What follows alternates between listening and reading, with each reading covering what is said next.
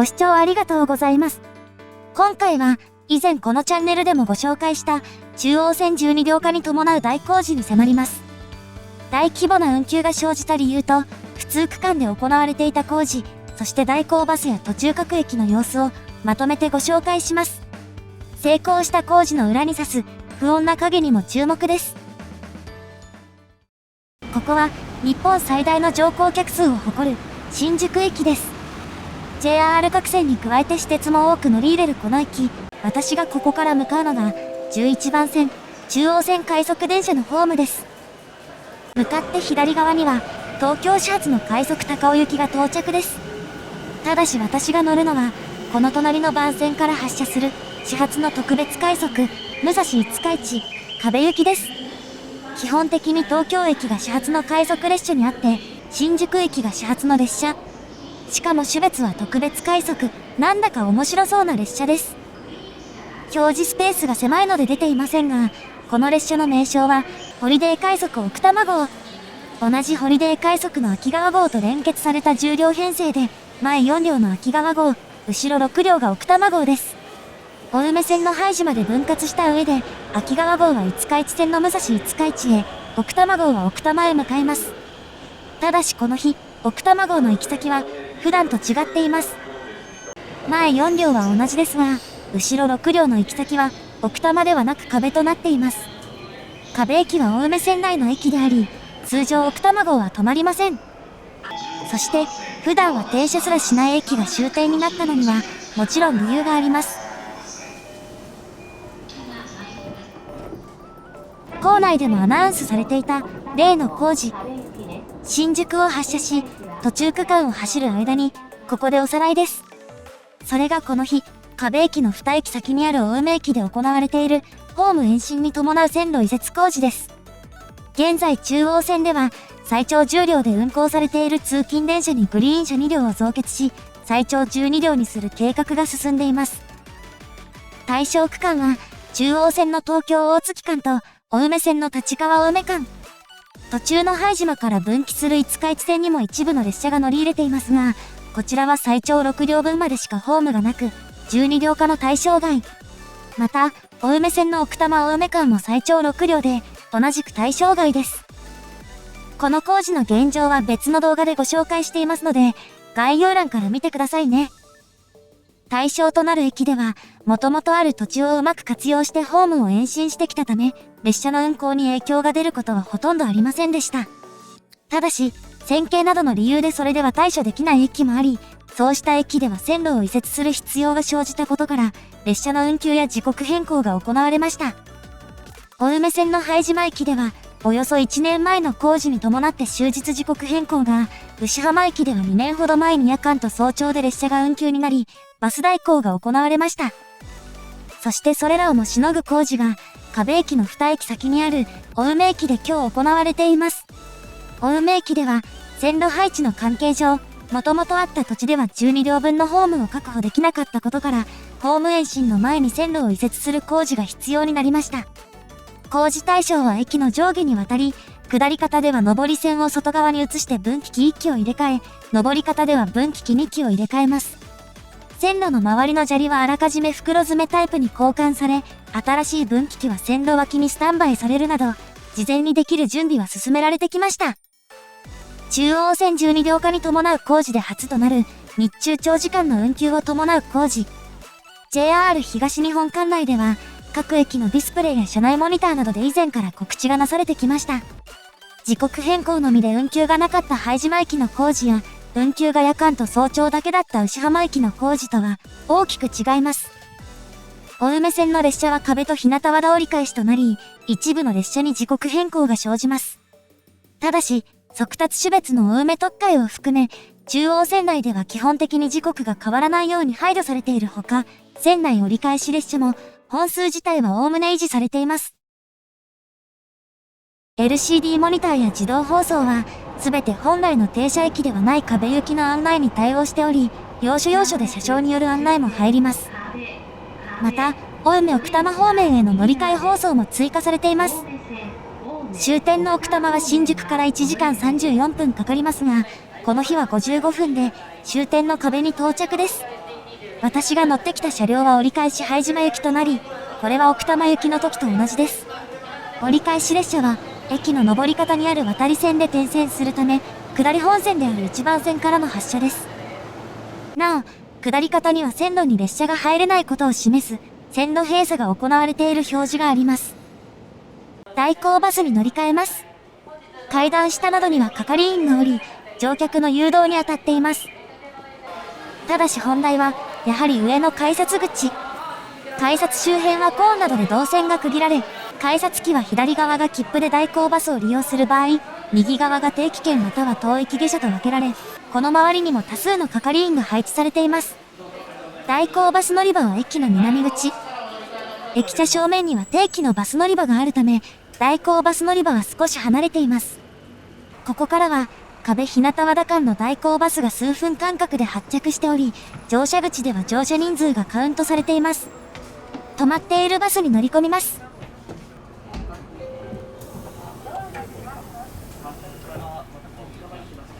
駅前には多数の誘導員が置かれ、大型バスが絶え間なく行き交っています。代行バスのルートがこちら。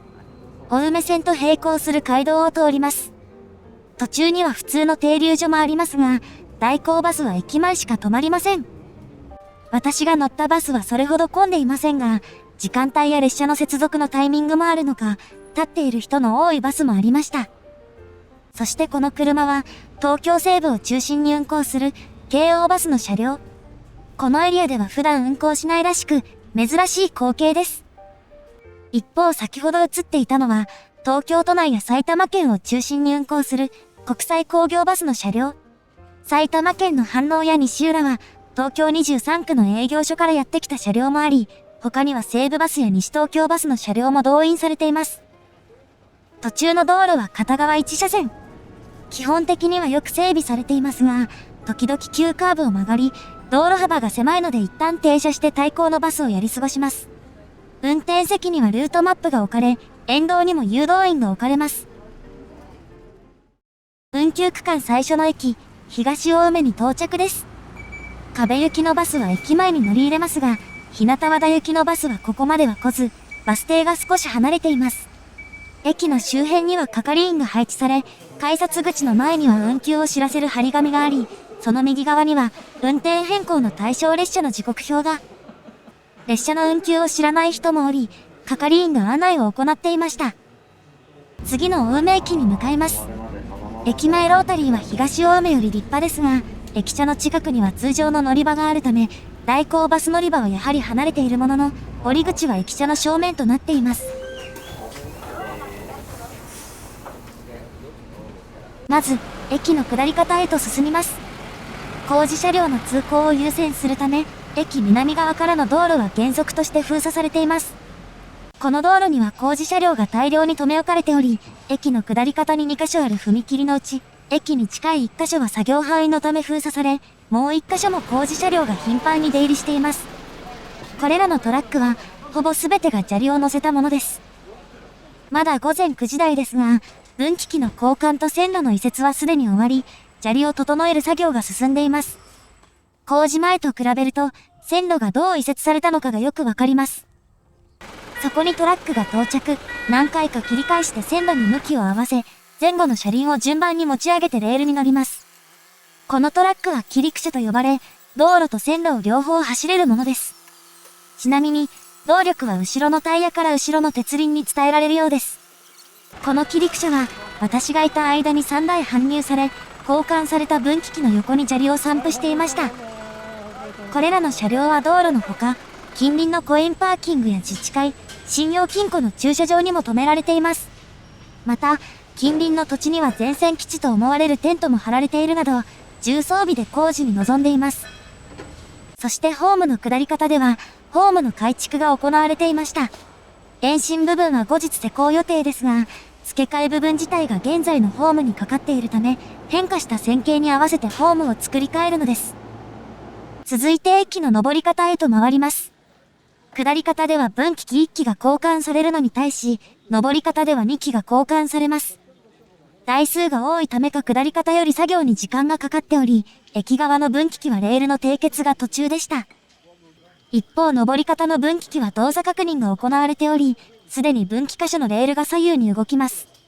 駅寄りの分岐器では砂利を敷く作業が進み、線路の端にある発電機で起こした電力を使った機械での作業も進みます。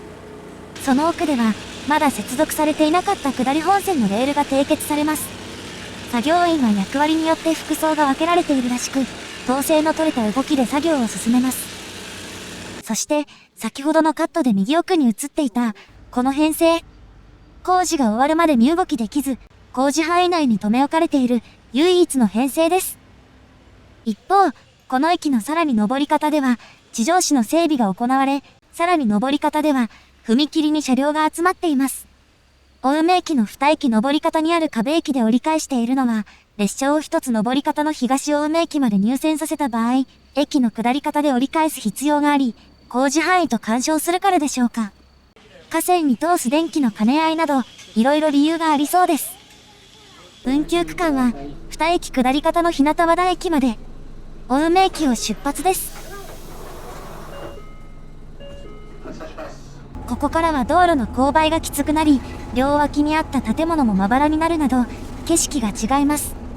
次の宮の平駅前にはバスロータリーなどがないので、道路上に停車します。なお、途中で降りる場合は、路上の係員によって乗車券が確認されます。道路を渡った先にあるのが、この駅の駅舎。というより、待合室と乗車駅証明書発行機です。この駅には、駅事務室などを備えた駅舎はなく、左にある南北をまたぐ歩道橋の上で、一面二線の島式ホームへつながる通路が分岐しています。この場所にいる係員は一人だけ。東青梅に比べて、塞ぐのも簡単そうです。階段の下に IC カード用の簡易改札機を備えたこの駅、折り返し運転の範囲には入っていませんが、列車が一切来ないわけではありません。その理由が、左奥の線路に隠されています。そう、上り線の隣に留置線があり、ここで上下方向に折り返せるのです。この留置線は通常も使用され、青梅止まりの10両編成が留め置かれることもあります。ただし、この列車は4両編成。青梅から先、奥多摩までの各駅には4両分しかホームがない駅があるため、各駅停車は4両編成となっています。そしてこの列車は、隣の日向和田から営業運転します。宮の平まで運行しないのは、東青梅と同じような理由からでしょうか。というわけで、普通区間最後の駅、日向和田駅に向かいます。宮の平と日向和田の距離は 0.8 キロ。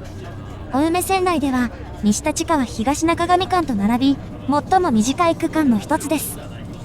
あっという間に着くかと思いきや、その手前でバスは左に曲がり、線路からどんどん離れていきます。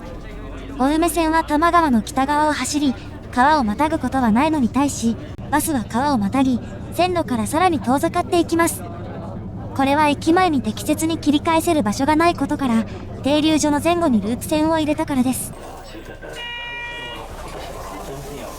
日向和田駅に到着です。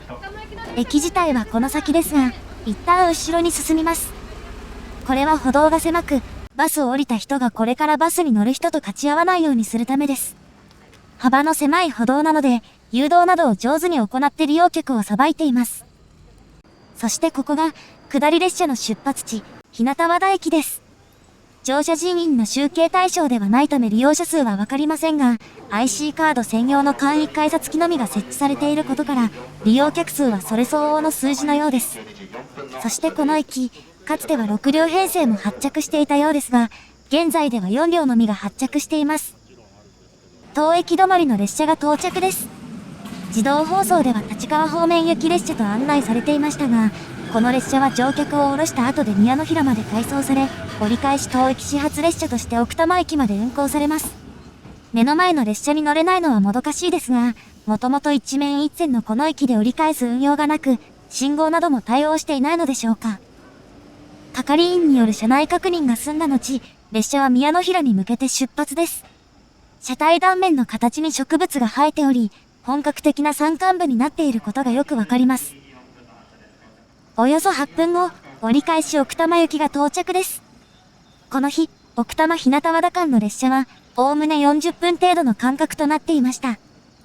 普段の休日はおおむね30分間隔なので、それより本数が減り、壁駅より登り方に比べて不便になっています。なお、下り列車の場合、前面と側面の行き先表示器は各駅停車奥多摩行きの表示が出ますが、上り列車は私別のみ。